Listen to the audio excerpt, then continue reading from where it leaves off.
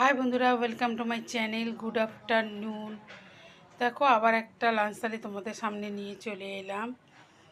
তা একটা কথা বলি, আমার ইনস্টাতেও কিন্তু ফলো করতে ভুলো না। আমার ইনস্টাতে দেওয়া আছে আমার ইউটিউব চ্যানেলে, তাহলে ওখানে গিয়ে আমাকে ফলো করো। তাহলে আবার দেখো থালিতে ফিরে আসি। থালিতে আছে ভাত, একটু সবজি, পালং শাক, সব রকম সবজি দিয়ে পালং শাক দিয়ে চচ্চড়ি,